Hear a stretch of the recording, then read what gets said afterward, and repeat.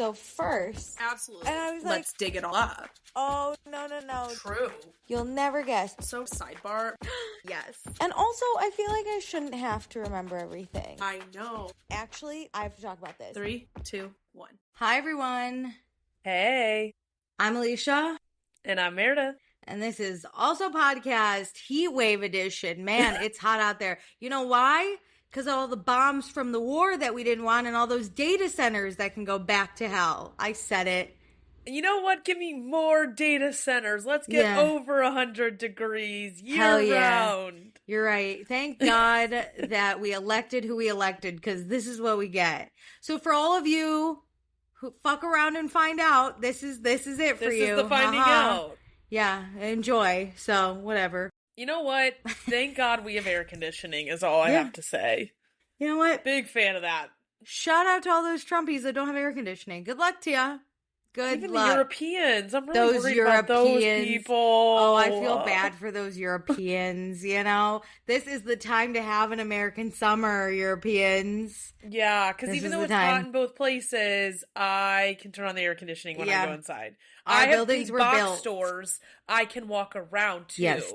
And just like lollygag in that frigid air conditioning. Listen, Americans are soft. All of our buildings were built for air. Okay? Yeah. We got it. Sorry, we are so soft. And guess what? If I'm in France, I'm not dipping in that canal water either. Disgusting. I would die out there. Okay?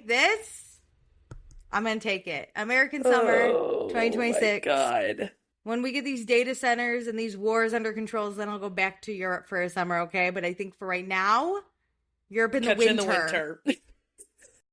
European winter is coming your way. Anyway, before we get into the episode, check us out on Instagram, TikTok, YouTube, and Patreon. All the links are in our description. And please be sure to rate, review, and subscribe. Okay, Meredith, do you have a small celebration for me? Oh, man, I actually she froze. Don't. Oh, my God, her face was like I just asked her to strip. It was pure fear. I feel like I had something. Anything. I was thinking about it. You go first. You go first. Oh, okay. The New York Liberty have won the Commissioner's Cup, okay? Yay! Woo-hoo! And I was there, and I got upgraded, kind of, because, hear me out. So, I bought tickets, and I usually try to go to Upper Bowl, you know, row 1 or 2, because those are in my price range. I'm not against, I could physically spend $120 on a ticket. Okay, that's not that bad comparatively to sports, but I go to a lot of games. This isn't just a one game, so I'm trying to not quantity, not always just like a one-time quality. Yeah. Yes. So my friend and I got tickets, and we went. And one of my other best friends and her boyfriend have season tickets. So they were sitting, like, they were below us. We could see them. Yeah. And so the girl texts me, and she's like, hey, I got upgraded. Me and my boyfriend are now sitting in, like, the third row. And I was like, oh, fucking dope. And then I look at my friend, and I go, let's go sit in their seats. Should we take her seats? Yeah. So we sat in section 12. Okay, row 14, but still we were on the lower bowl, so we were up close and personal watching everything. I will say, there was this girl, can I tell you, I hate weird hecklers that are like pro-liberty but have a comment about every single fucking breath that they take. Okay, I get it. You're really into the game, okay? Yeah. We're all watching it. You don't have to constantly tell everyone around you what's going on. We got it. Hate people like where I'm watching sports with them. Like, you can be upset and be like, oh, you know, like, give the reactions, but you don't need to be like, as if you're a coach on the sidelines. Like, stop, because typically those type of people don't actually know what they're talking about too. No, literally. Like, they'd be like, okay, and I've sat by these people before, and it's crazy how, like, they are Liberty fans, but they cannot seem to not criticize the Liberty. Listen, you're not going to get every fucking call. You're not going to get every rebound. The way they, oh my God, she's not jumping for the rebound. Maybe if she jumped for the rebound, she would get it, and then we get a second chance. Yeah, that's how rebounds work. I got it. I just yes, She should have jumped for the rebound. Shut the fuck up. It was like that the whole game. She should have passed it. So-and-so was open on the corner over it. Yep. The problem is the other person was on the other fucking side of the court and being guarded. You're right next to this person. Shut the fuck up. Shut up. I know. I can see it. I see it right in front of me. Oh, she gets 2 free throws. I got it.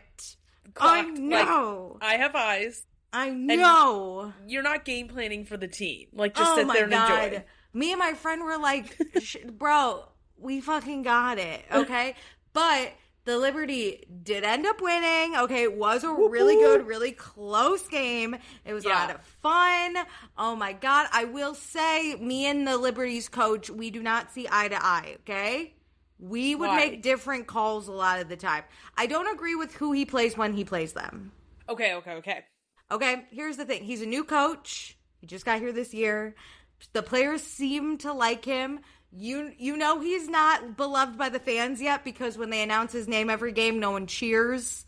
So it's just kind of like dead silent. No one boos either, okay? We're apathetic. Unsure. He, out of his 5 starters, I agree with 4 of them. Okay.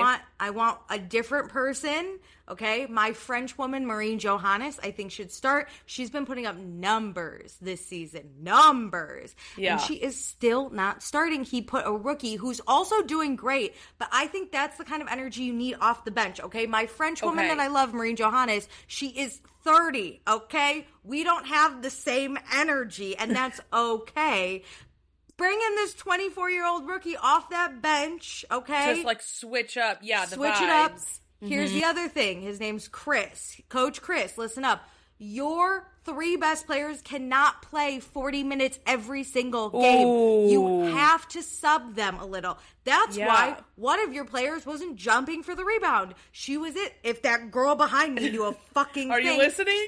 She's been in there for 30 minutes. Of course, she's not going to fucking jump for every rebound. They're up by 7, okay? She's going to let this one go and hope someone else jumps. She's also 6'6", okay? So maybe she doesn't have to jump every time. She's tired. Chris DeMarco, we gotta play your other players. And this is what he does, and it drives me nuts. He takes all 5 starters out and puts in all 5 benches. You can't do that. You have to circle it better. Like rotate it 2, out. Take out 2. Put in the 2 starters that were just taking a break and 2 out. Take out 2 more. And then do your one. Unless you legit have what Kentucky men's basketball had like 10 years ago, where you legit have they called them platoons, where you have 2 sets of starters. No, you can't just fresh a new team, because you have energy on a court and you want to like build off of that.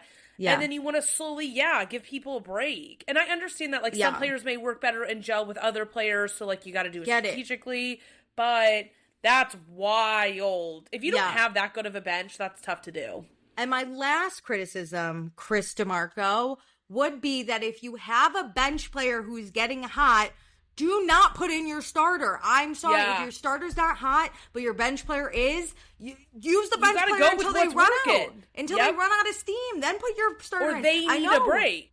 I know. Your starter's going to catch fire eventually. That's great and dandy. Wait till the other person dies. Oh, my God. Anyway, we don't see eye to eye, but they did win. Okay.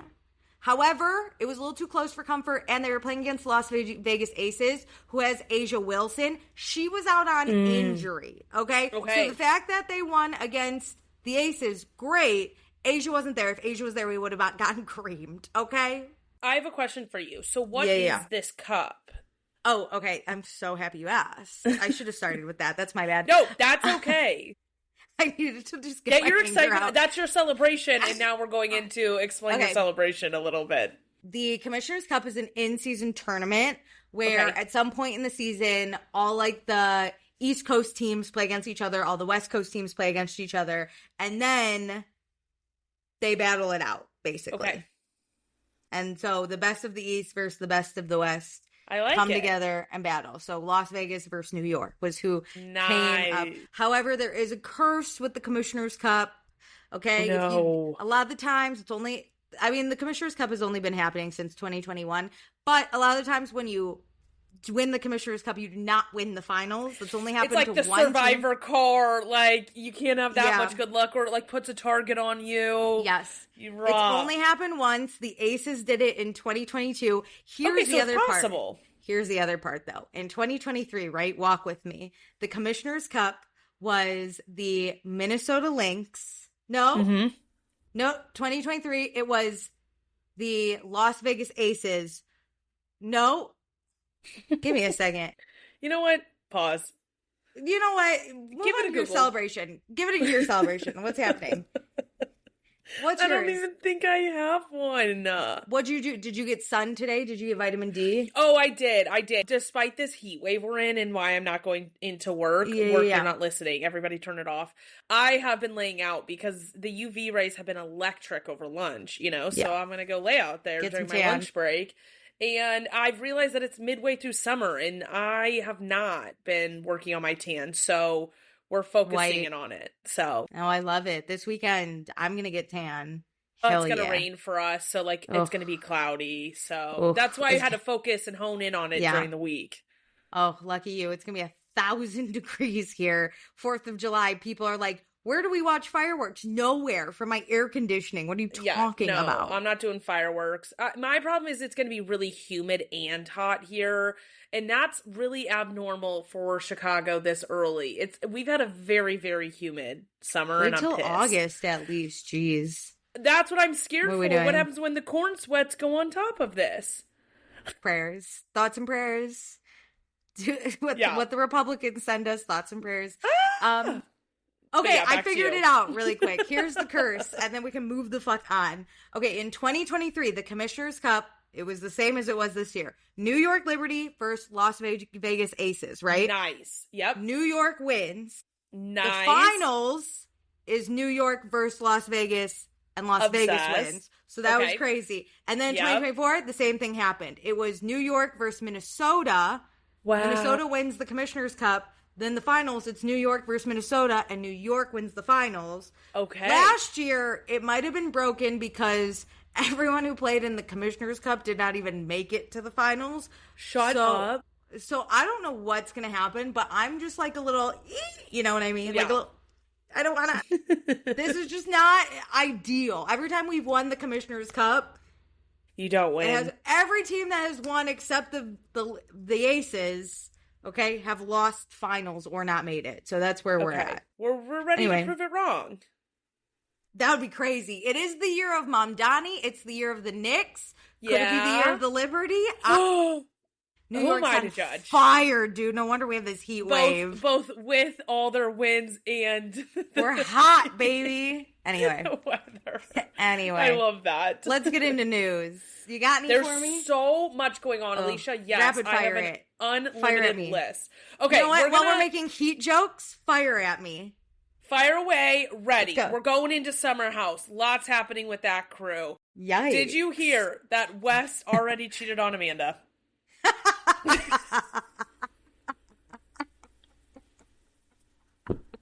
No.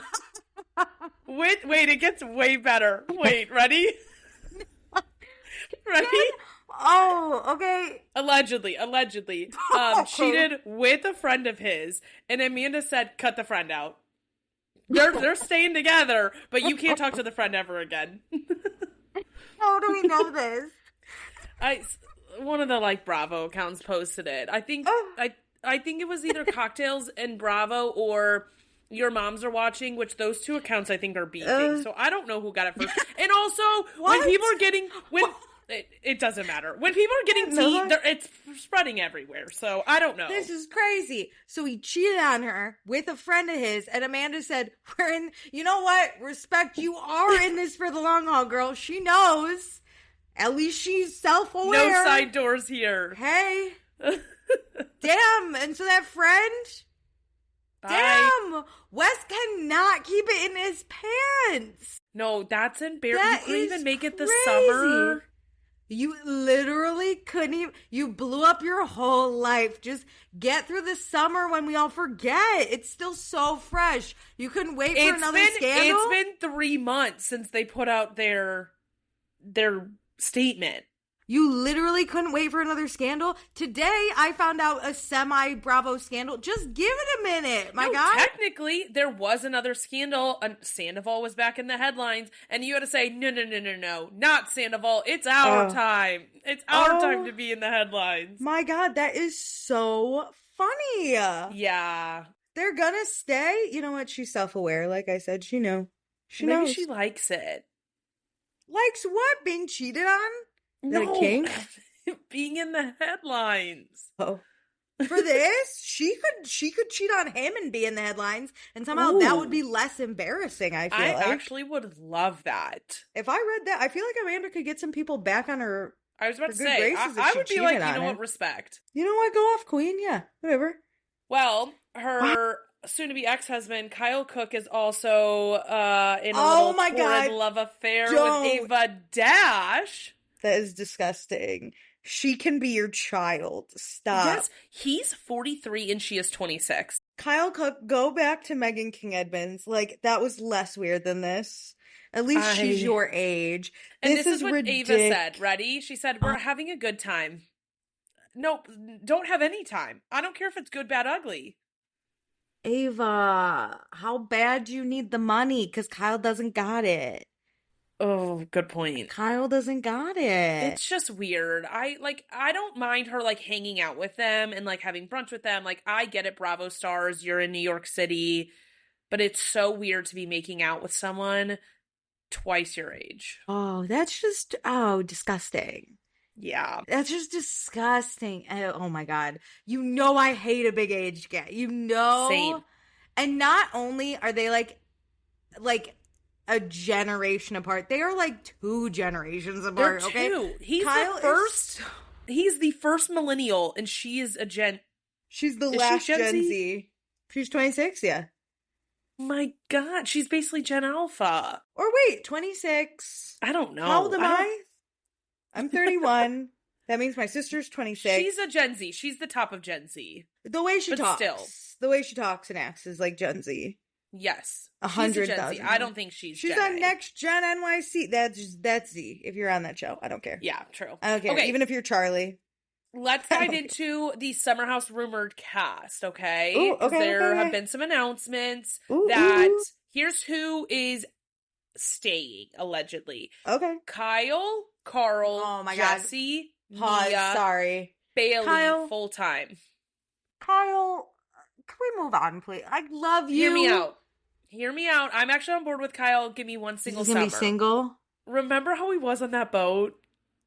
Like, we're gonna get a whole summer of that. Okay, Kyle, Carl, Jesse. Okay, Mia and Bailey are full-time. Mia, Bailey. Okay. Lindsay and Sierra are part-time. Fair. They both have a lot going on. Yep. And then KJ is out. Allegedly, is his choice. Okay. Dara is out because she was linked to KJ, and that's the only reason she was on it. Ben is out. Sabrina's out, that means. Ben had a real news source reporting on his departure from Summer House, and then Ben posted coming soon or stay tuned on a post People recently. Magazine? What are we doing? It wasn't People. I forget who it was, but it was why are they reporting on Ben? The one season wonder? I don't know. Yes. Okay. So Ben, no Sabrina. Oh, it's tragic. No Sabrina Bell. Sorry. Tragic. And then obviously Wes and Amanda are out. What about Levi? No word. I think she's out too, maybe, but I didn't even write her name down. I kind of forgot. Friend of. That I think she would be B at character, the house. B story, C character. Let's be honest. She could step it up now that she's gotten the feedback. B character. She could step it up. We don't know. We don't know. I don't think Bailey is gonna be the same without Levi. I don't. Even with Mia there. That's true. Don't think that's true. She needs her invisible friend. Yes. Let Levi live. You know what I mean? Anyway. That's true. Yeah. Dope. And then allegedly maybe 5 to 6 newbies, which I'm that feels 5 to 6. I know. And where are we getting these people from? 5 to 6. They haven't called us yet. We would be the worst TV. The way we would get I don't want to drunk be on TV. and then be hungover, and then I'd be like, I can't handle this drama. I'd pull a Jim from The Office and be yelled at all the time, just looking at the camera, being like, can you believe this? I tell my friends this all the time because, like, let's be honest, everybody gossips about each other. Everybody talks about each other. Yeah. I'm such a covert gossip. I don't reveal my sources. I do it on one-to-one basis. Like, I'm intentional about how I gossip. I would not be doing it with a camera there. It's also true. I think I could be on TV. I think I would be the villain. I think people would hate me.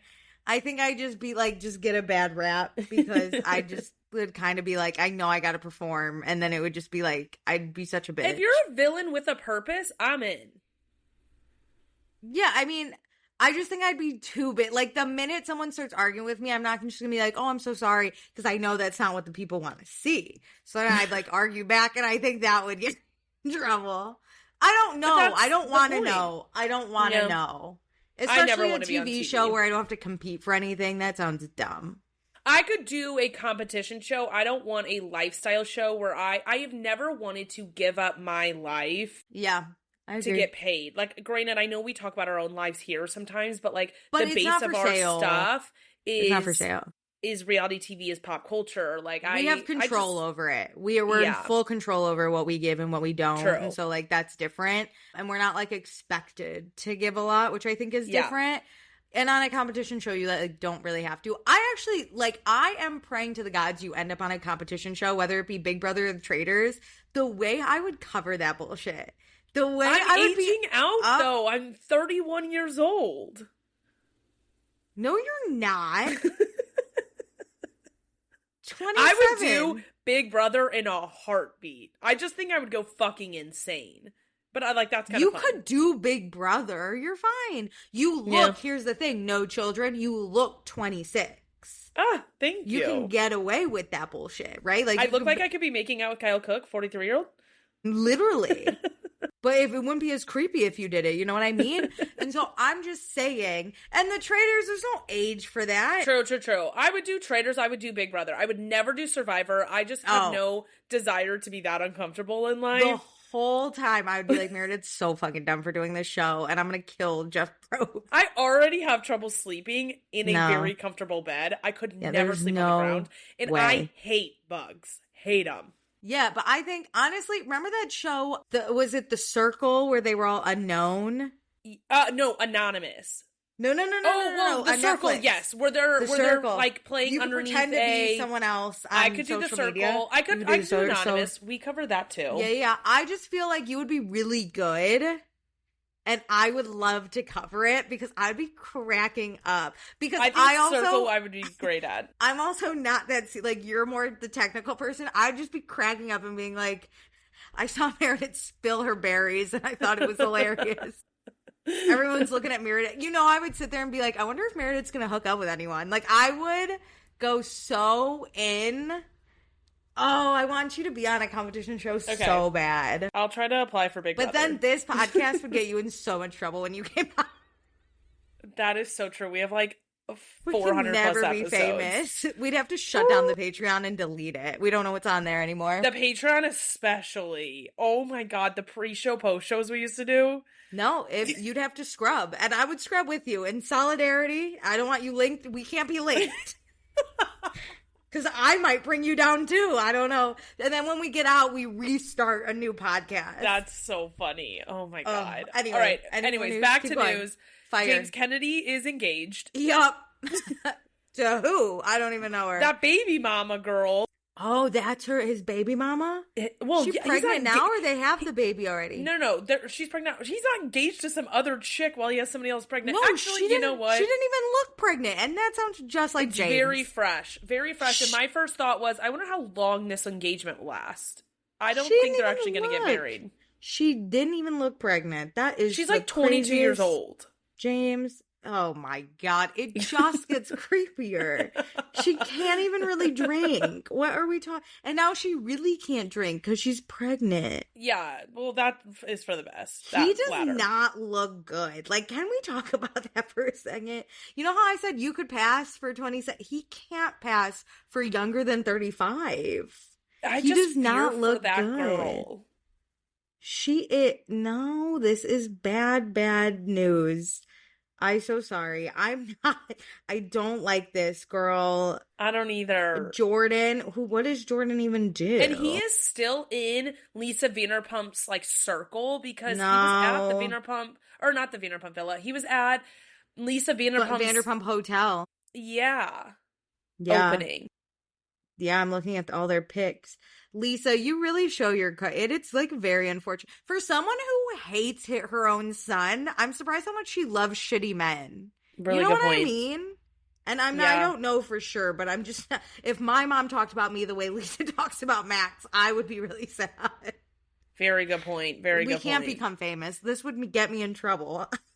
Well, worth getting in trouble. We've already gotten in trouble for what we've said on this podcast, Oh, so sorry. who cares? Oops. Okay, next, moving on to Real Housewives of Rhode Island news. Did you see Liz McGraw out? She's leaving. Yeah, do you see why people think that? Why she left? Yes, but I don't really believe it. You don't believe that her and Dino were hiding something? A little something? No, because I think she's smart enough to never have come on a season 1 if she was hiding that. Do you think she just found out? Dino was like, no, hey. he's in trouble with something. I haven't looked into it, but he has like a court case that he has to go to. And people are saying like she's either involved, knows stuff, or doesn't want to have to answer for that stuff on the show. And she's like, I don't really care. Okay. I don't think it's for her. I think she doesn't like how she is portrayed on it, and it's not worth it to her. She doesn't like looks that she's kind of not like the a favorite? lunatic. That she's not the favorite? Yeah. Oh. That's she's not even like though. the favorite villain. Like Jo Ellen is kind of a villain in an artful but she's form. The best, dude. She's the best kind of villain because she said, you can't even call me a liar. You call me anything you want. Pause that because I want to talk about that in watching. Okay, last news. And I think you're going to be so excited about this. Maxton Hall season 3 premiere is coming in December. December? I don't wait. That's fine. You know what? It's fine. It premiered like Christmas? Middle of November last year. So like it'll be fine. I didn't see it then. Did I? I know. I don't remember when you made me watch it. You joined late. But you know what? Last Christmas was a gay hockey Christmas. This Christmas is a German Christmas. This is my German Christmas. I can't wait to get my sister to watch this so that on Christmas we can again watch this together. Alicia, I'm not joking. I'm so excited because I read all 3 books, so like I know what's coming. But are the books worth it? The books are like fine. So like if you have time and you need something easy to read, it's like it's the dumb romance show. Like it's exactly what you would expect it to be. But like I mean, I was going to read Heartstopper anyway. I might as well just add Maxton Hall to the list. But you have time with Maxton Hall. You can do that in the fall. Yeah, true. Oh, I love Best Prime Show. I don't care. Because the way you could do like a house dance scene, like a clubbish scene, those are done so well nowadays. Maxton Hall did a really good one. Heated Rivalry did a great one. Heartstopper did an amazing one. You know who didn't do a good one? Every Year After or Off Campus. Well, did they? It was just Garrett Graham dancing. No, alone I don't want that. And so it doesn't fill that void. I want a party, and then I want someone to almost drown in the kiddie pool. Wait, I guess it kind of did because it was Allie and Dean dancing. That was the good scene. Oh, that was a good scene. Yeah. Oh, yeah. You know, a good dance scene with a good song, dude. I want to be jamming by myself. And a little slow-mo. Like, I need a little bit of slow-mo, a little bit of real pace. Oof, gosh. Lights, flashing. Yeah. Yeah. And then you drown in a kiddie pool. That is the recipe for it wasn't success. a kiddie pool, but she could have just shallow. stood up. She could have just stood up.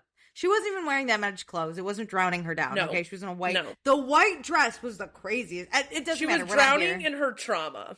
We're not here to talk about Maxton Hall. If you're curious about that, we have an entire dedicated episode about that. So go tap in there. Yum, ate it up. You know what I'm talking about? And I watched it in German and in English. Okay, let's talk crazy. So good. And to this day, yeah, one of the better Prime shows. I agree. Like, I don't know. It just like it hit. So shout out. Also that man that plays, what's his name? James Beaufort. Yep. James. Yeah, he is so hot and actually like a fantastic person. So like we can't. And like studying to become a doctor while being an actor. I can't get over it. I still will never get over that it was like a German school in London. That is the funniest part to me. I really confusion on that. For a second thought they went from Germany to London in a day. But no, they're just in a German community in London. No, there's something. Why are we speaking German then? Because it's a German show. No, I know, but then it being in London is crazy because no one spoke English in that show. Which is fine. That. You can speak German, but the background characters would be English, no? It's that the show is just in German, but in theory they're all supposed to speak English but it's in German because it's a German show. Are the books English? Are they in London? They got translated to English, but it was written by a German author. Where's the location? It is in London. It's taking place in London, but it's created from Germany, so that's why it's in German. Oh, so it's like it's if an for English the German author, audience. Okay, yeah. It's like put if a an book English in like Mexico City. Yeah, we're in Japan or whatever, but it's all written in English. And then y'all, I just got it. I've always wondered why you were confused about this. It's like I understood the confusion thinking they were in Germany and then realizing they're in London, but I was like, why are we speaking? You can speak whatever language you want. It's a German production. It's a German book. Like, to me, it seemed it was weird that no one spoke English in totally England. In theory, all the characters are English. But it's just created for Germany. And the world fell in love with it and it blew up. I'm sweating. I cannot believe it took me. I still didn't know. I still thought we were in a German community or something. I don't know. What do I know? And this is why I'm not a scholar. 100%. Anyways. All right. Was that your last news? Last news. Do you have anything else? You go first. I have two things. News? Do I have... Are you done? Yeah. I'm done with news. You end on the German community? Okay.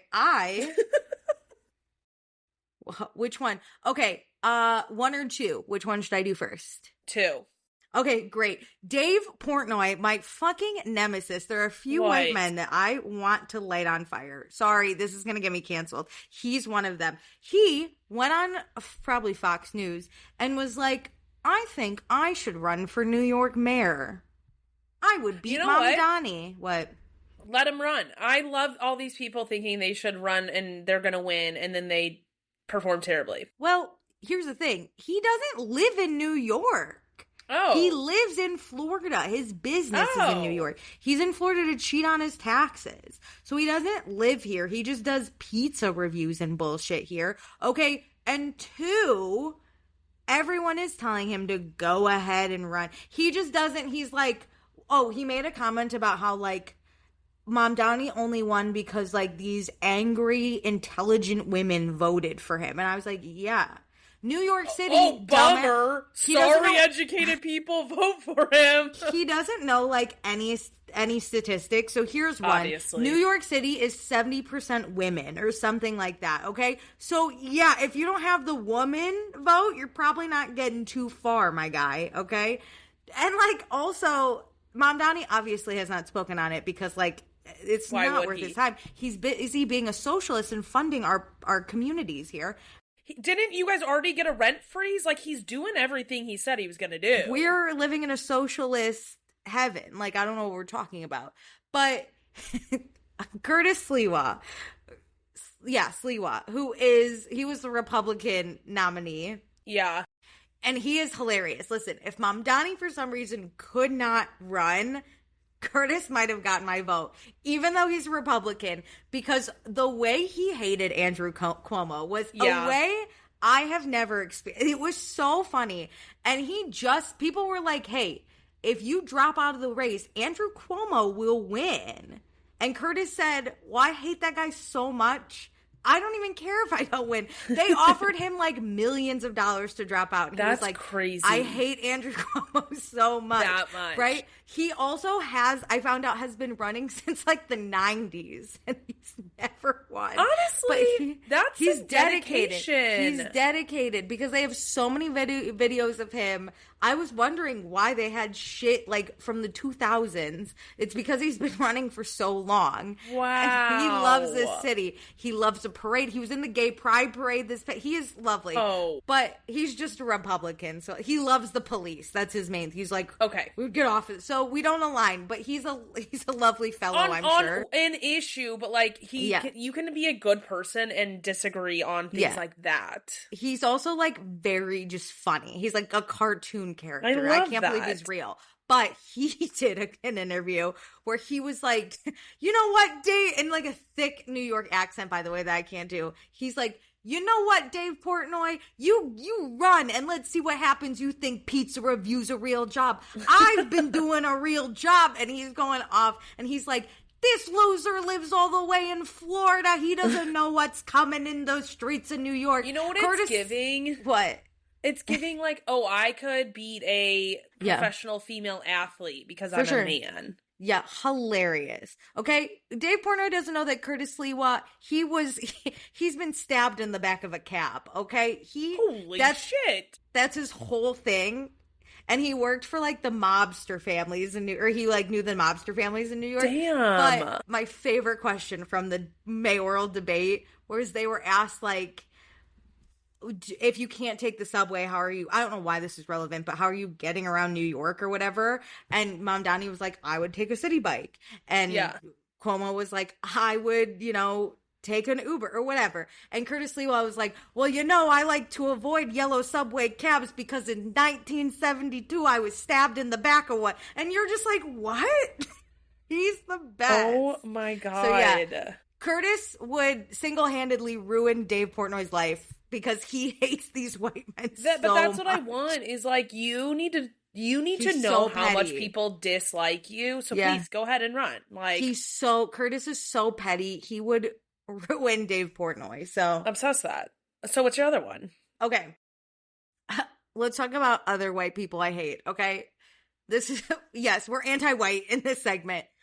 So, as you know, Wes Wilson, he has a podcast that he does with my WNBA nemesis, Sophie Cunningham, a.k.a. MAGA Barbie, who I hate so much, right? Yes. So, for a lot of weeks, Wes Wilson has been going on and talking out his ass about this scandal, even though he gave us nothing at the reunion. He looked super fucking dumb, right? Yep. Great. Sophie Cunningham has also been giving her opinion on WNBA bullshit, right?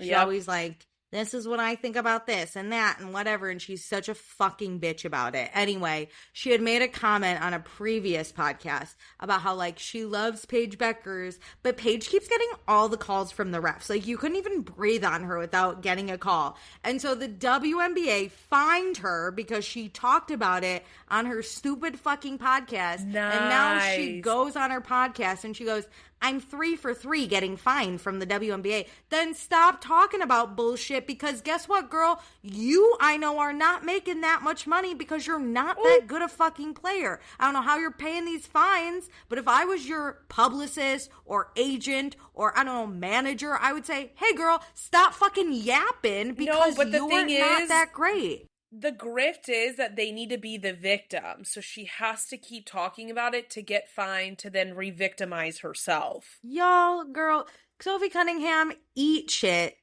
Ha, okay, great. Then I just want to know how many people watch their podcast and then like what the breakdown is between reality TV people, WNBA, and then just like other. Because who the literally fuck actually listens to that? As someone who's a fan of literally, I couldn't Both describe topics. myself better than loving reality TV and WNBA.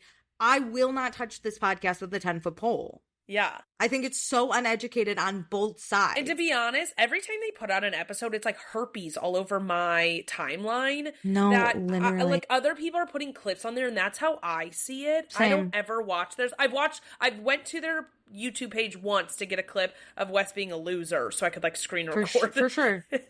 For sure. But like that's it. But like, yeah, this is like the worst opinion on both topics. Like, it's not even a player. It's not a player I like, and it's not a reality TV. Even when I did but like even Wes. If it's like, I don't, it's, even if I didn't like her, but Sophie Cunningham was good, and I like felt like her opinion had weight to it, that's different. But I don't like her, and I don't think her opinion holds much weight on either topic. And she's not a good player. And then Wes, even when I did like him, he's not like the kind of reality TV knowledge he's not that I would want. He's not watching Bravo. He's just on his own show. I don't need that. You know what I mean? I really want Bravo to institute you are not allowed to talk about your show on your platforms. Fine. If you want a podcast, cool. But you don't get to utilize the show you're on as the content. Because the whole point is that it's supposed to be on the show you're on. No, or the reunion that you go to. So like I understand like lawyers who are housewives when you do a law podcast, that's fine. Like I don't have any issue with that because that's us probably not getting light on your show. I get it. But I just find it so weird how all these Bravo stars now have these pop culture podcasts and Bravo's cool with it. So here's the thing I learned is that white MAGA voters should not have podcasts. And I know we've known that, but in 1 week I was reminded, white MAGA voters probably shouldn't even talk to the press. Dave Portnoy, literally get these three people off my screen. That is the beauty of some freedom of speech. You can yap. I won't listen. Damn, crazy. Anyway, so that's it for my news. Okay. Well, what are you reading? Oh my God, I read a book I think you would really like. Okay. Go with me here. It's called So Old, So Young. Okay. And I didn't really know what to expect. You know what? That is giving Ava and Kyle, just to really round it back to the weird age gap. It's actually not, I get it, but it's not really that. But okay, good. Okay. It's a book about a group of college friends, right? Okay. And we pick them up like right post college. Okay. So they all went to like Penn together. So they like know of all these people and like who they're friends with. And it's from like the point of view of like maybe 5 different people, right? And just like their relation to the group, who they're dating, what they're doing with their lives, like just their feelings on it. And then we kind of see them go throughout their lives, right? So it's like right post college, and then it's like when everyone kind of starts like getting in really serious relationships, and it's either like we're gonna get married or we're gonna break up, and then it's like people getting married and having babies, and maybe not getting married and not having babies, and then it's like full-fledged adulthood where like people are parenting because they have 3 kids who are all in school and whatever, and then you have some people who are just like not. And so it's just looking at like the different like how relationships change evolve throughout the years. How many of them are there? There's a lot of like side characters because they're all connected, but there's like 5 that we get points of view on. Yeah. And like it was kind of hard at the beginning to be like, okay, who are all these people? But it gets really easy going on, and like I wouldn't say there's like a big like climax moment, but it obviously like once they're adults and like in their late 30s, early 40s, it gets really hard to read because you're seeing the friendships like disintegrate in real time, and you're seeing like 2 people in the group who maybe weren't that close becoming close because they're in like a different part of life together. In like a more similar part of like and like it's nice. In New York, and so like they're all living in New York, and then some moved to New Jersey, and then it's like the people left in New York, and like and it's also like, right, we get like a mom's point of view who's like, this is why I can't be a good friend to my single friends. And then you have the single friends being like, I'm really trying and I feel like it's not being reciprocated, or like I can't just get lunch without hearing about their kids, and like honestly I don't want. And so it really is just like an interesting book. And I also liked it because I hate in like a real life book when it's like, oh, we all end happily ever after and we're all besties again, and it's like that's not the reality. Realistic. We end kind of sad, but like things could always change is kind of how it follows. Like it'll continue to evolve even after the story's done type of mentality. It was really good. That. And it really made me think, because I currently am childless and unmarried and in a city where like a lot of my friends don't live in a city. They live in a suburb in a different state with children, or they're buying houses, or they have partners. And so like it's interesting to like where I know friendships will change and evolve, but it's going to be interesting of when I get to that point where I'm like, I have to recognize what they're going through, but also I have needs. Because I also think I was very sympathetic towards like one of the main girls who was like single in like her 40s and like unmarried and like really just doing her life. And like I felt for her a lot of the time, which is obvious. You see the similarities, but I understood like things she probably could have done different or like yeah.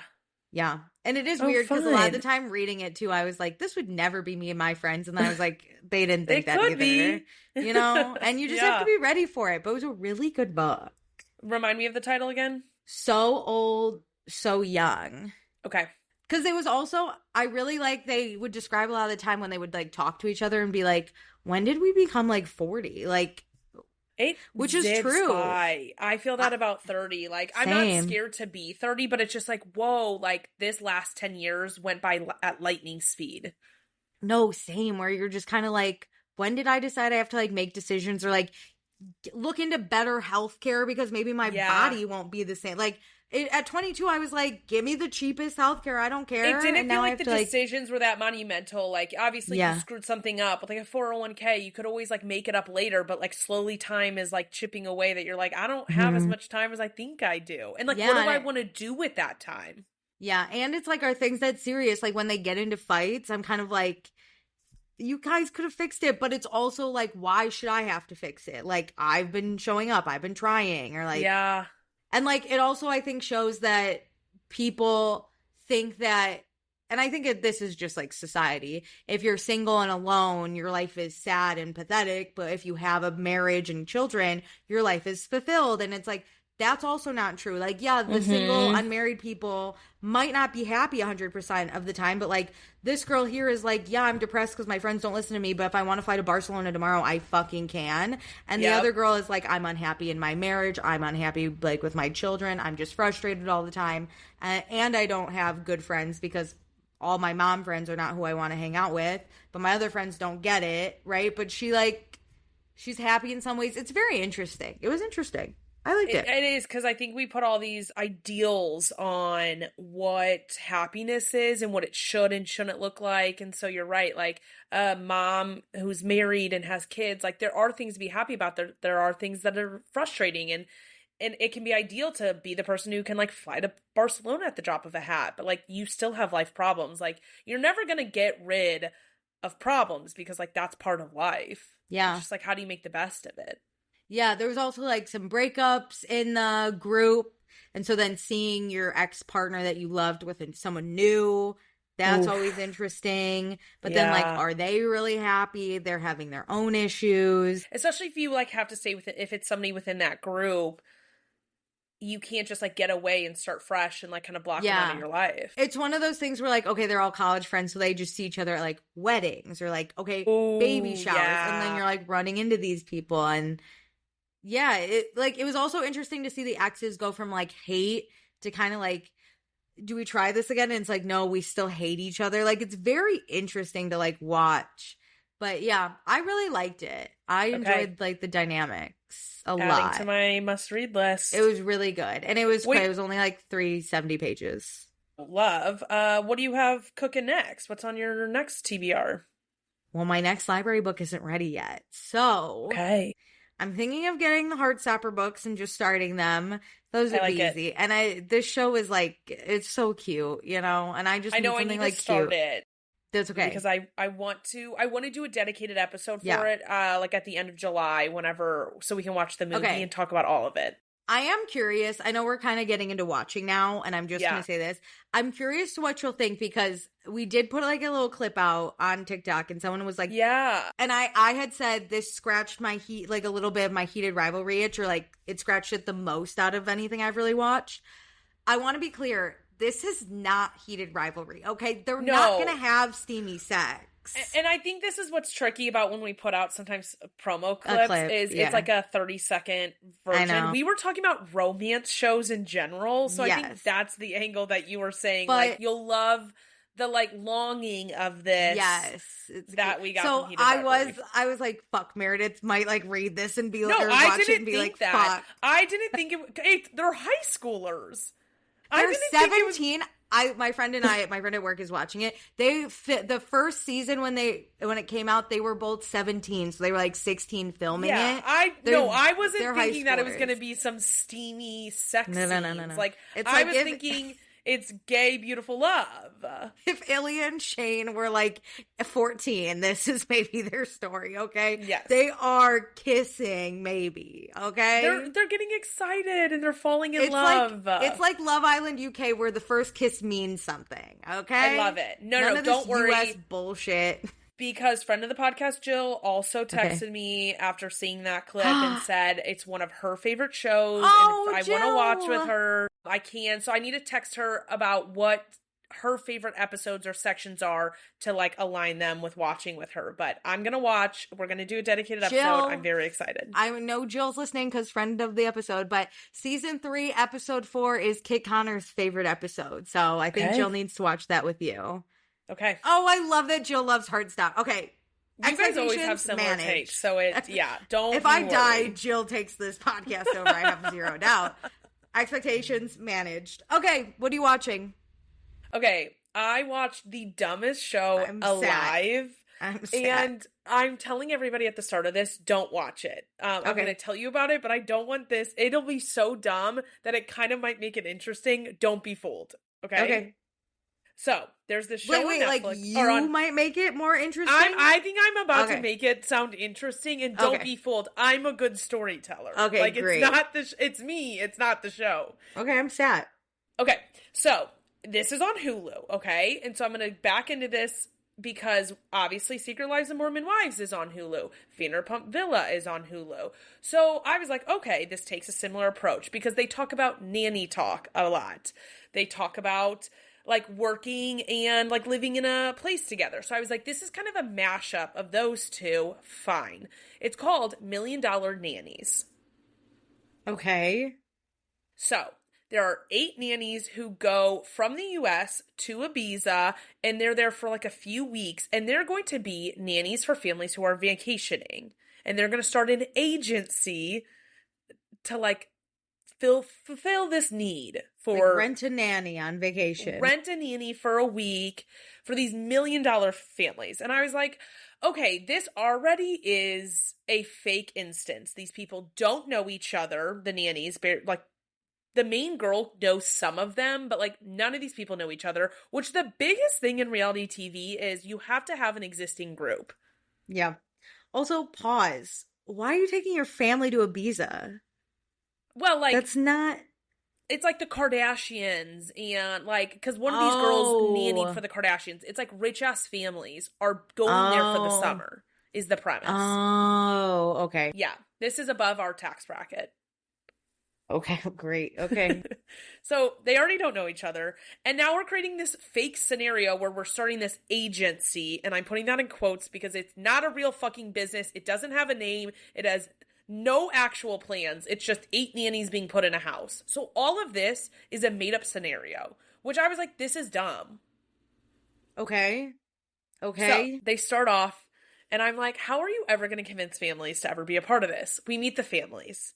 They are, Alicia, I don't know why, like, people would ever sign up for this, but immediately when I meet them, I'm like, oh, because you want to be a star. And they're, like, the most obnoxious families I've ever met in my entire life, and the way they structure it on the show is to make them even more obnoxious, where they put up this nanny contract and has the most outrageous things, like, you can't have red nail polish, like, you have to dress in the color scheme of my choice, like, the dumbest shit alive. Who the fuck cares what the nanny, as long as it's age appropriate, no? Right? Like, I totally understand, like, don't have your boobs out, you know, like. Sure. Don't wear a bikini when you're swimming with my kids. Well, don't worry, they do. It's, like, weird. They have, like, some rules that make sense and some rules that don't. So the first family we meet is, like, the G's.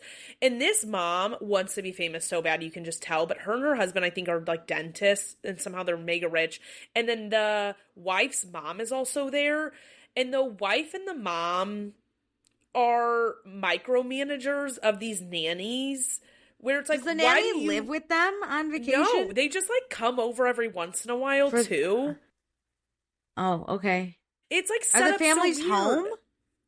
The families are home. Where it's like, Why do I need to text you every 20 minutes when you can physically see me? Why are they home? The nanny is for if you want to go out, no? It's all a made up scenario. Because, yeah, if you were actually nannying for a family, one, they would never want you to film it. Two, the drama is either you hating the kid or the kid hating you. So, like, this doesn't really work for a TV show. Or the family hating you, which how do you keep your employment then?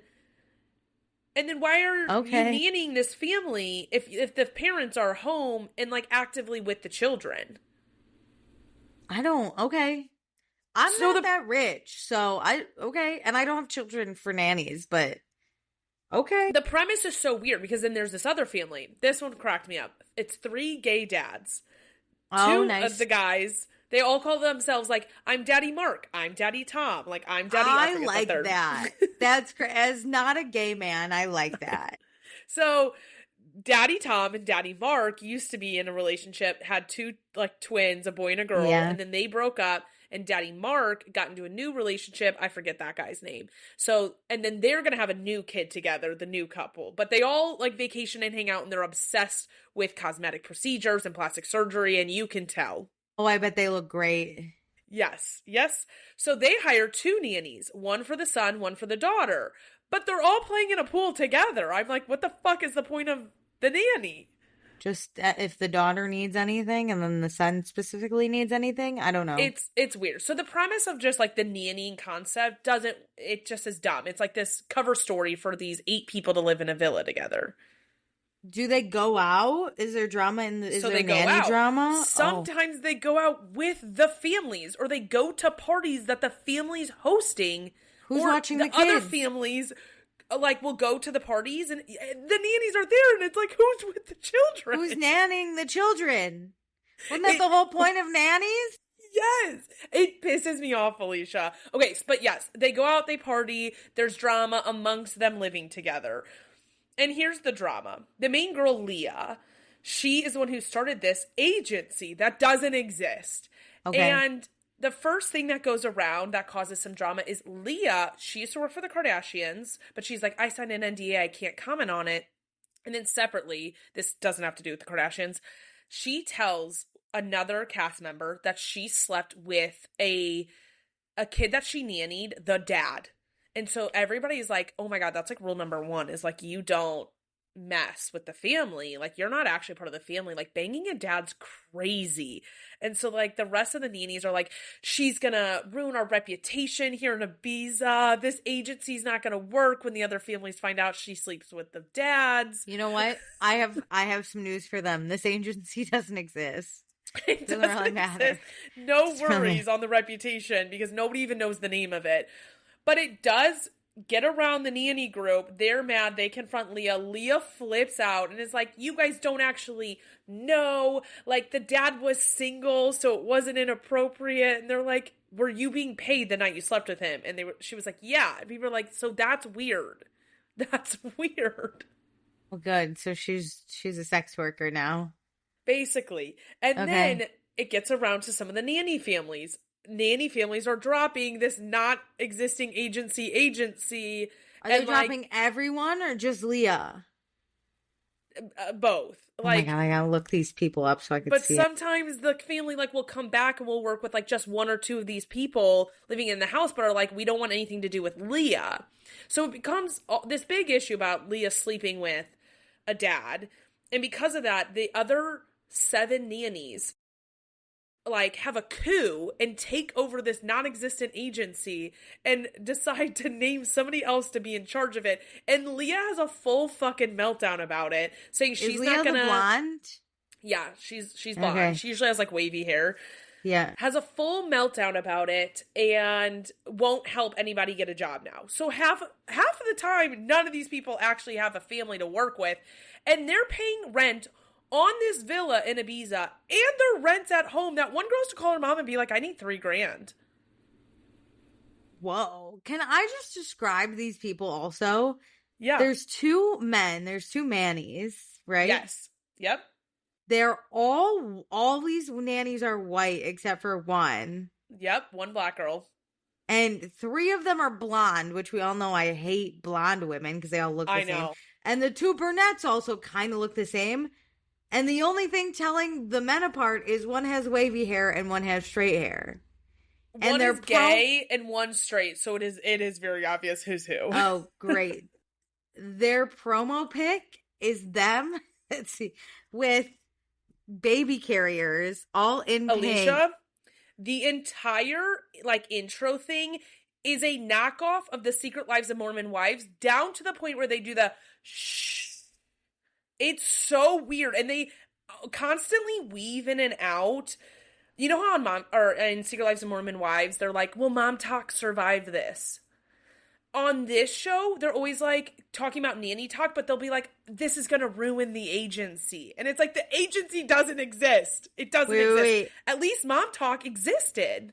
For the video watchers, I gotta show you this picture because you said it's just like Mom Talk. This is Mom Talk when they're walking in the line. Listen up, and the one you've been dreaming of. It's in this the intro, with the strollers. The strollers is crazy, and they're in those like tan outfits, and they're like throwing money around. It's the dumbest thing I've ever seen. You're right, they do this. Shh. It's weird. It's so weird. But they're really trying to like make this situation happen that would just never happen. Is it done by the same people that did Mom Talk or whatever? I think it has to be. Either way, Hulu like wanted them to put together this like Vanderpump Villa plus Secret Lives of Mormon Wives, like, because they're like, in theory, they're like, oh, we all were like nanny TikTokers, and it's like, okay, what are you? Are you a travel nanny? Are you a TikToking nanny? Are you guys starting an agency? Like, they don't even know what they're doing. Like I said, half the time they don't have a job. This is crazy. Okay. Okay, but let me tell you about the biggest storyline that's the dumbest. Oh my God. Okay. Okay, so Leah's one of the blonde girls. Taylor is another. Taylor's boyfriend is one of the guys, the straight one, obviously. Whoa, is the straight one the curly haired? Probably not. It's the straight haired. I don't know what photo you looked at, so I don't know. The curly haired was hotter. So who's hotter, the straight or the gay? The straight guy, in my opinion, is not hot. Okay, so the straight haired guy. Okay, so Mitchell is her boyfriend, and Mitchell gets tapped by Leah to come on this trip, and Mitchell's like, well, I'm bringing my girlfriend. And Leah's like, what the fuck? Like, I didn't invite her. So Taylor just shows up, and she nannies, but she isn't. She's never nannied for a high net worth family. Like, she's a typical normal person nanny. She's not a rich people nanny. Can we pause that two nannies are dating each other? I know. Oh, that's awesome. Okay. So Taylor's just here, and they really look down upon her, which is kind of sad because it's like, you guys aren't some like elite club, but whatever. Taylor is a very emotional person, immediately spills her business to anybody and everybody about her boyfriend and how he had like slightly inappropriate friendship where the girl like liked him and he didn't cut off the friendship because Taylor wanted to, like 4 years ago. And she tells the entire house this. She also tells her nanny family mom this. She also tells the nanny family mom about Leah sleeping with the dad, and that's how it got around to the families. Nice. She also abandoned the kids that she nannied for with another nanny who just like happened to kind of be there for something else. But Taylor was like, you need to watch the kids. I need to go confront my boyfriend because I think he's flirting with another girl from the house because they're nannying together on the beach. And she like ditches her kids to go yell at her boyfriend.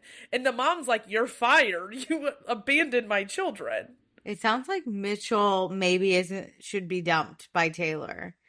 I kind of agree. It's like they clearly have a lot of problems. Yeah. Or it sounds like maybe they shouldn't work for the same agency that doesn't exist. Correct. It's like, this is just clearly, I can't tell if it's actually if it's actually happening and producers are just ushering Taylor into these moments, or if it is so produced that they're just making her pretend these moments out, because she's like full on sobbing at times. And I'm like, I don't think she'd be that good of an actor. Okay. So then she gets her job back because she apologizes to the mom and sobs to the mom. Again, like kind of inappropriate. Also, though, doesn't matter. You ditched my kids. I don't care how sad you are. Who are these parents? What are we doing? The mom's like weirdly obsessed with her because she was a cheerleader and that was on her resume. It's weird. I can afford a different nanny. Why would I get the same one that ditched my kids? In classic reality TV toxic relationships, By the end of this, I'm going to call it summer because I don't even know the time frame.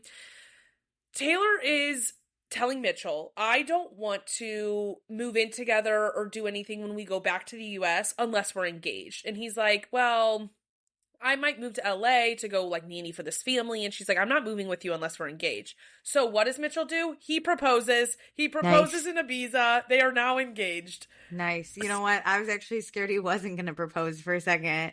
I was like, you're so right. You guys actually have had a fight at a table. And he was like, you threw me under the bus and told everybody about our relationship problems that we solved. I can't really go do my, like, build my career without you yelling at me about getting engaged. You're right. An engagement will solve all of our problems. Awesome. And now they're moving to LA. I don't even think they did. I think that was fake. Awesome. So they're on Nanny Talk.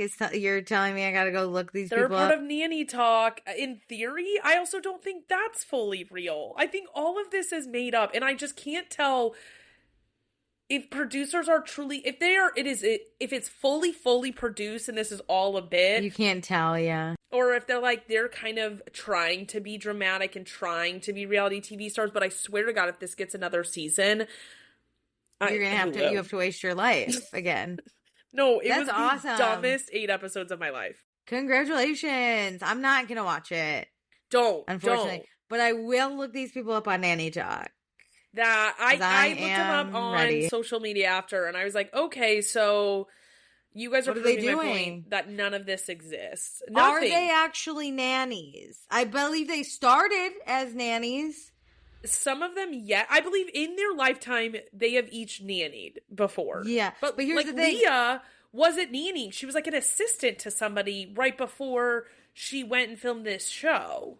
Okay, yeah, because here's the thing. Mom talk, you can't really just stop being a mom, without getting a lot of hate. Nanny talk, you could stop being a nanny. Also, mom talk existed in Utah, and they all lived around each other, and like that was a real group that existed, and then they added in like 3 extra people, but like sure, the premise of it did exist. Mm-hmm.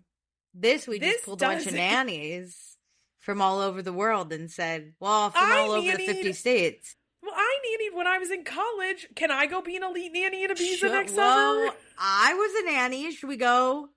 Should we go to Ibiza? I wouldn't ditch the kid. Listen, I don't really like kids because I nannied growing up, okay?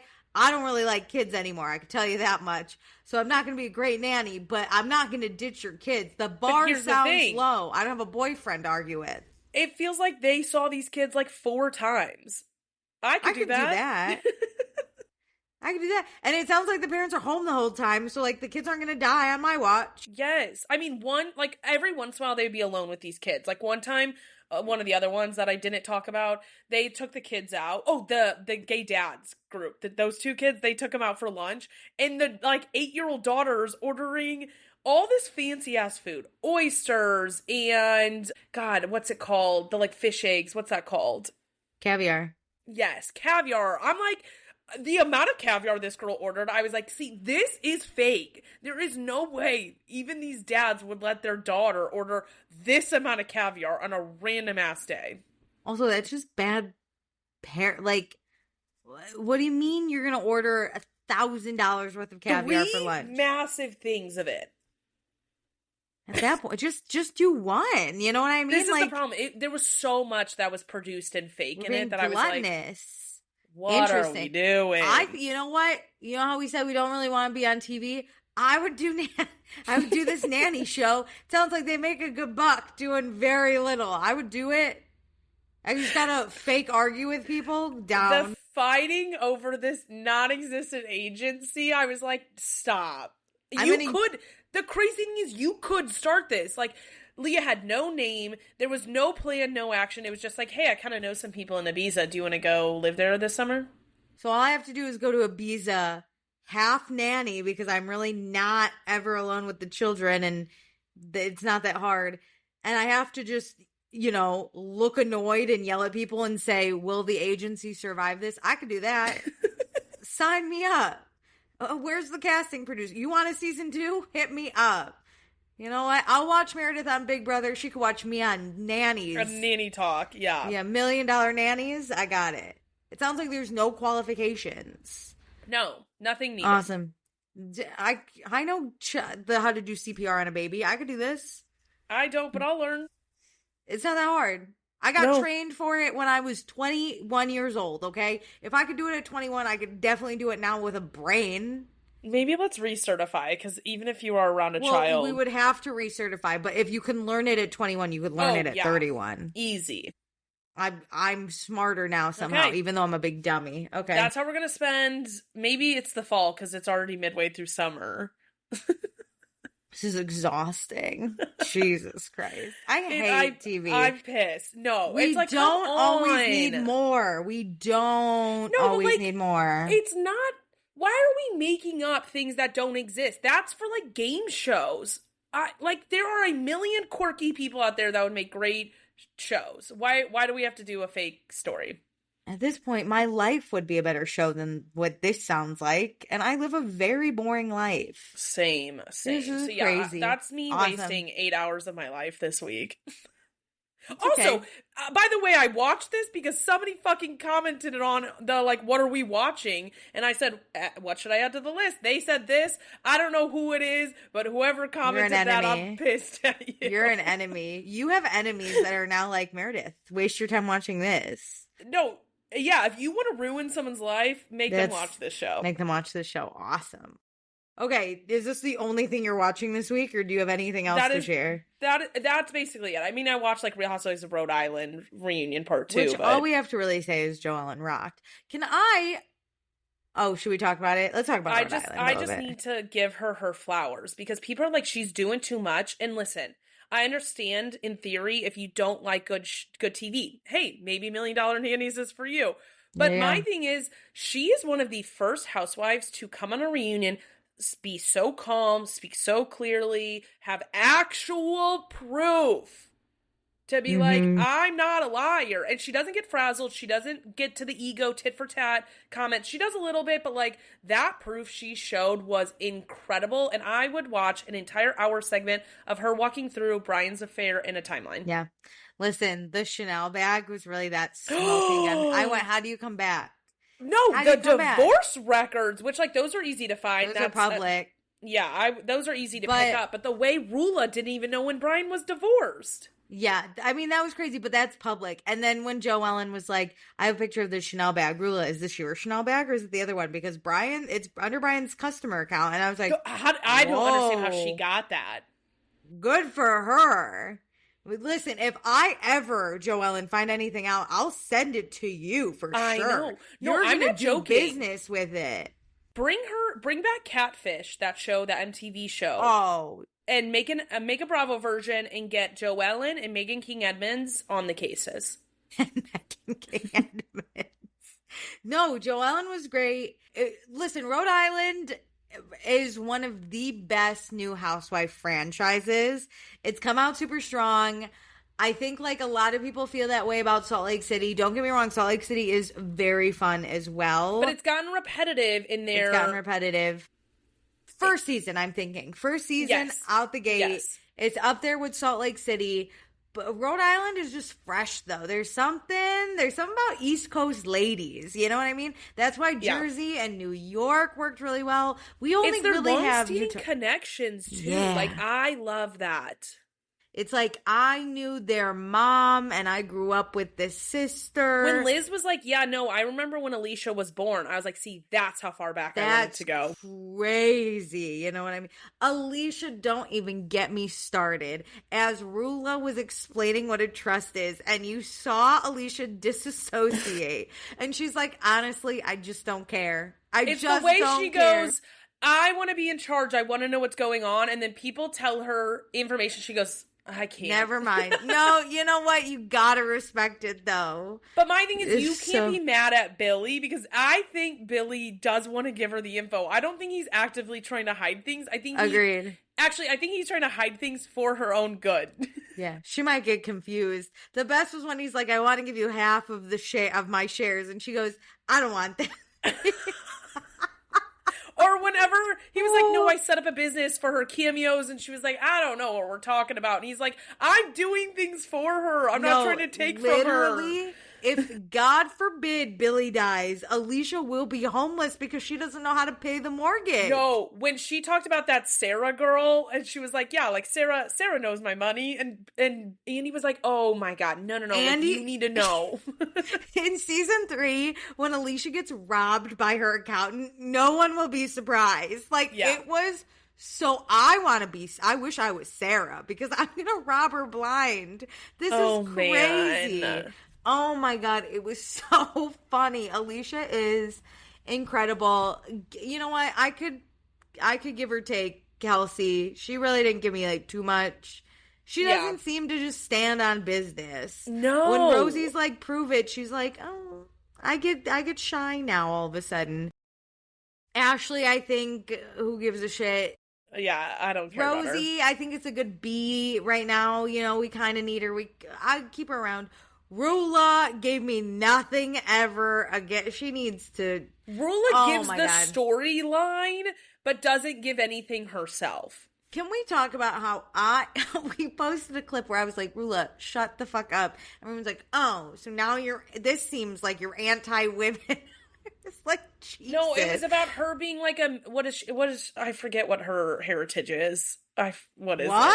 It? We didn't. No, I don't even know what she is. People are like, you guys don't like basically her being a brown woman, and it's like, no, Whoa. I don't like her because she has a lot to chirp about, but nothing actually to say, and that's my biggest gripe. And you know what? I don't like it when Joellen chirps either on the side when it's not her storyline. I'm an equal opportunity hater at the chirpers, but you know what Joellen does do? Provide whenever it's her time to speak. She provides. She sure as hell says shit. My other favorite was when Andy's like, what's one thing you could have changed? And then they go around. And then Alicia's like, I would just change my makeup. So good. I lost it. She's so good. She's so funny. The husbands came out. Oh, who threw? Oh my God. Who threw my husband in the pool? That's Jersey. But still, if I like a husband like grouping coming out, you know it's a good franchise, and you've got it. Because I don't like Brian, but Brian served up some entertainment. Brian didn't know anything. Gary was over there being like, "Now what, Brian? Oh yeah, eat him up, Gary." Gary won me over. Now I don't think he's having an affair with his sister-in-law. I I'll also respect don't think so. Yeah. I believe their relationship now.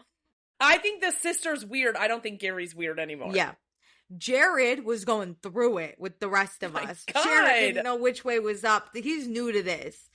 Welcome to Bravo, Jared. I know you've been on ABC. Welcome to Rhode Island, bitch. Yeah. No, it was awesome. And then like Kelsey's slam pieces here, you know, that she just started dating. What's his name? Brett? Yeah, I don't even know. right. I don't know what his name is, but like there is no way she just broke up with her rich ass sugar daddy boyfriend. I also really like Rosie's husband, weirdly enough. I do too, Rich. He seems like Rich. Nice. Frank Sinatra, he seems great. So wholesome. Oh, I love. Can I tell you while we're on Real Housewives? Yeah. I am on the season 13 reunion for OC. Of OC? Okay. Yeah. These women, from the finale to the reunion, I would need Andy to be like, oh, where are we now? Because like Vicky and Shannon aren't talking to Tamra, but also during a break, the three of them are friends. I don't know which way Kelly Judd swings, because sometimes she's yelling at Gina, sometimes she's yelling at Vicky. What's her name? Kelly Dodd. You always put a different person's last name on her. I hate Kelly. I don't know. It's Kelly Dodd. Okay. But like she's yelling at everyone. I don't know who she's friends with. She's also defending everyone. So she's a little confusing. Kelly is a lunatic. She's nuts, dude. She's on. When Vicky was like, at least I don't do cocaine, I was like, honestly, that might be what's going on with Kelly. It might. I think she is a chihuahua if I've ever seen one. She is just Speaking of chirpers I dislike, Kelly Dodd is one of them. She actually does nothing for the reunion to like tease out the details or actually like get through some like drama. She just No, the best is also she's currently not even speaking to her daughter because her daughter apparently this is Kelly's words, went to Paris for college and got woke. So Kelly can't talk to her Have you daughter. heard the voicemails or voice memos she's left for her daughter? She's They're left for so Jolie. bad. Yeah, she fucking hates her daughter. She's nuts, dude. This woman is absolutely crazy. Like, actually. And not even like good reality TV crazy. Like, holy shit, you are like a horrible person. Like, commit her or something. Yes, like, I'm concerned. Yes. And then you got Gina, who her Long Island accent is coming out. And then you got the other lady who's so boring, I always forget her name. Emily. She's sitting there like she always does. She's a divorce lawyer. And then, I love my little Shannon Bedore. She's in trouble a lot. But her and Tamara are fighting. I'm pretty sure Heather Dubrow comes back next season. Oh, thank goodness, Fancy Pants. I missed you. We have been not classy. We have not had any champagne this season. It's been nuts over here. You know what I mean? But yeah, Shannon, she's lost 25 pounds. She's looking great. It was a funny season. Is that when she does her business, where she does the like food business? The meals. She goes on like, what is it? Like where QVC, she sells QVC or HSN, and she grabs her pouch and she's like, I got this guy. It was so funny. Vicky is still dating, what's his nut, Scott? I don't remember him. Scott, he was kind of boring, but it doesn't matter. Her love tank is full, even though she is like, she'll do anything for any man to love her. Oh my God. I'm not ready to have her back. I'm not joking. Season 20 is about to premiere, and I can't. The Trace Amigas, I don't even know if the Trace Amigas are good. Right now in present day or on yours? Yeah, in present day.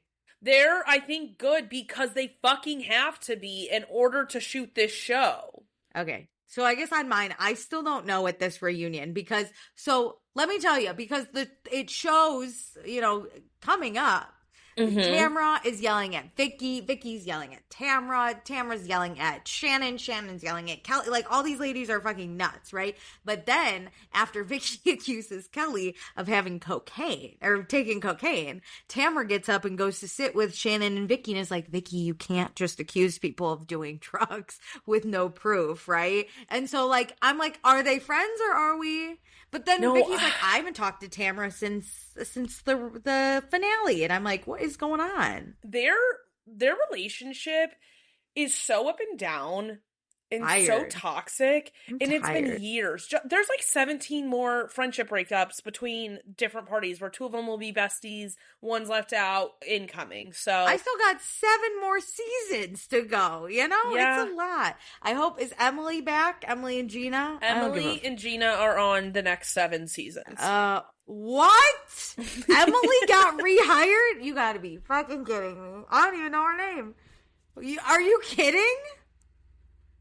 Meredith wait, you're really not kidding? No, I'm not joking. People are so annoyed. That's why people are even more upset that they bullied this Asian woman off the cast, because those two give nothing. That's not true. I like Gina. I think Gina's story is interesting. Emily, she just got divorced. Gina did, yes. Yeah, Emily, I end up loving her husband later on. He's such a douchebag early on, but like people grow to like him. I hate him. No, I think you're gonna end up liking him. He ends up being super fucking funny. Damn it. Okay, the Mormon guy. Yeah. Yeah, there's just like, they don't provide that much, and they're always a duo, and it's annoying.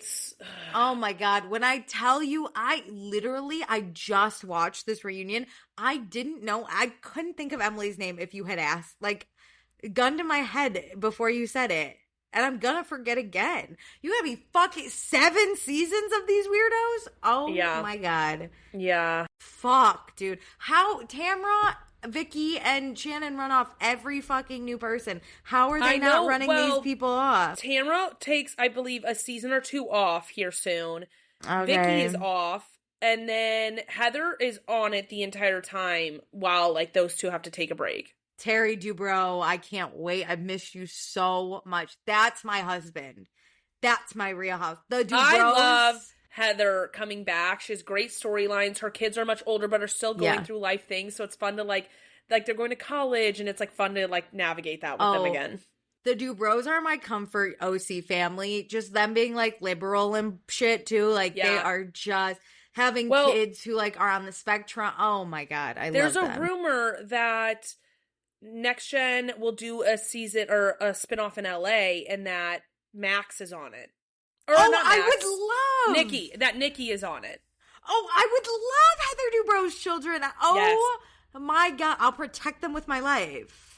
I love the Dubrows. I think Terry is so funny. I think the way that Heather speaks to Terry is so funny, and the way Terry responds. No, I love If them. I got married, I would want their, like, a marriage like theirs. I would be so lucky to get Terry Dubrow. Like, he is so funny and kind, and he's a great dad, even though he did leave Heather a lot of the time with a lot of the responsibility, but she let him know. She let him know. But also, like, they're rich enough that he could pay for help, so it's not like she was, like, busting her ass doing all this on her own. True. It's just she wanted a partner in things, and I get that She wanted a family unit. Yeah. Oh, that'd be awesome. Next Gen OC? LA? I think it'd just be Next Gen LA.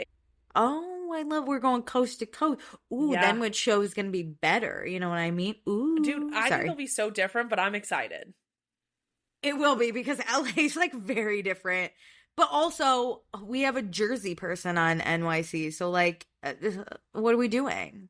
Sorry, I'm a big Gia. Hey, I'm trying not to be, but it just like comes out. You don't have to apologize. Well, I always get yelled at by these yeah, but like, why do you fucking care what people think? No, I know, but then if we ever ask Gia for an interview, she's gonna decline. I don't think we would. I don't want to ask people to be on my show that I don't like. The problem is we got yelled at for saying we don't like a show, but we liked the 2 cast members we wanted on. Whatever. Really quick, did you watch the DC Cheerleaders?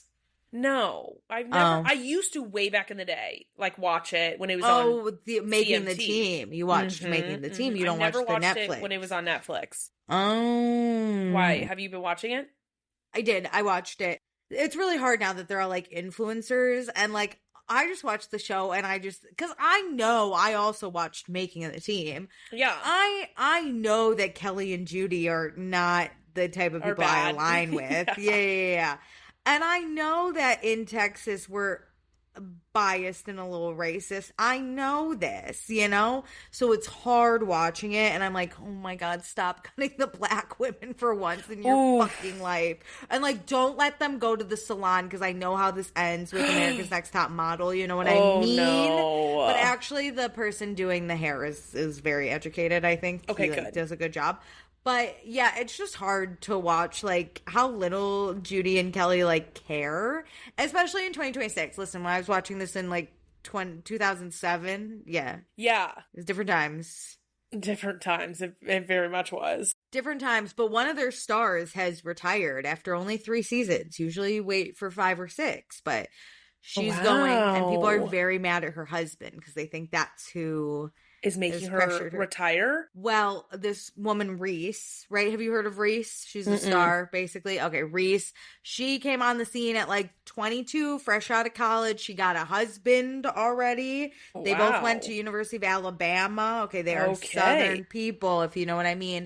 She became an instant star. She's very Catholic. They always pray to God, fine, whatever. I'm not friends with Reese, but she's a good dancer, and she's like very good. She's one of those people that you're like, she's so sweet, like doesn't have an evil side, so I can't like align too hard, but you know what I mean? But her husband didn't know, obviously, when she tried out, he's like, yay, but this was before she got a lot of traction, and now she's like a fan favorite, and no, she's a little out of her husband's league, but like he seems to really like her. A little jealous though, because like she's becoming a big thing, and it's like making him feel insecure because he probably has nothing. So. Like she doesn't provide. It's giving Jen and Zach from Secret Lives of Mormon Wives. Okay, yes, a little bit, but he is not at least on camera, like abusive in any way like that. Like he's just a little like. Again, insecure. Not to be rude, but she is out of his league, and I don't think they were ready for like the amount of followers they were going to get. And they do a lot of Instagram stuff together. Yeah. But like, I think a lot of people probably are like, Reese, you can do better, which is like terrible. But also I don't think likes people like lusting after his girlfriend or his wife either. She's hot. Okay. She's a great dancer. Right. So then in this season, they are praying a lot to find out what their next step should be. Oh, okay. Should she continue with DCC? God's telling me she should continue. So, well, should they continue or should they move back to Alabama? Because they moved to Dallas originally to like pursue this dream, but they are both homesick, so they want to go back to Alabama. But like, what is the next step? Because, you know, I assume being married at like 22, they're gonna have kids soon and that shit makes me like feel that. better. At least there's like something else, even if it is kind of a bait and switch to get her out of there. At least there is other changes. She's just not quitting and gonna be stuck in Dallas. Yeah, you can tell he's pro move to Alabama for many reasons, I bet. But he, every time it like comes up, as ex like Christian kids, this is like funny. Every time it comes up, he's like, "Have you prayed about it?" And she's like, "Yeah, I have." And he's like, "I will continue to pray too." And I'm like, what? I must have missed the section in CCD where like I can read the earth to tell me what God's trying to say to me. Because every time I pray to God, it kind of is like I gotta interpret. It's quite convenient that if she were to say, "Oh, God's telling me to stay and be on the team," he'd be like, "I think you need to pray again."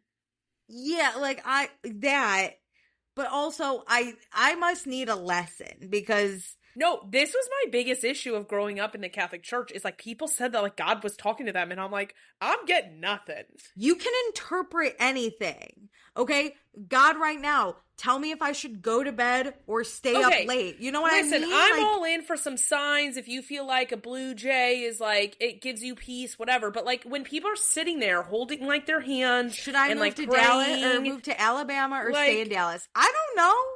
Your brain does the talking back to you. So whatever you end up wanting is going to happen. No, it's literally just what brings you more peace at the end of the day, which is what you want. God's not... I must have missed it. But you know what? If you find comfort in asking God, that's great. But just the way that they were always like, "Have you prayed to God again?" And I'm like, I don't know how people keep the bid up because I never could. I was so confused. Also, God forbid you're Jewish on the Dallas Cheerleaders because they pray to God a lot as a group. Yeah, but like Jewish people pray to God. Okay, God forbid you're Muslim. They pray to God too. They have a God too. Hindu. Like it's all you can tell it's a Christian God they're all fucking praying to, okay? I agree. Like, but I think the beauty of praying, if people say like, "All right, bow your head," is you got to pray to whatever God or thing you believe in. Sure, but wouldn't they have different prayers? Oh, are they saying like are they all saying Dear the God, same prayer at the same please time? Bless us as we go into the Cowboys stadium. Yeah, but in and theory, that's just to the almighty power God. I guess.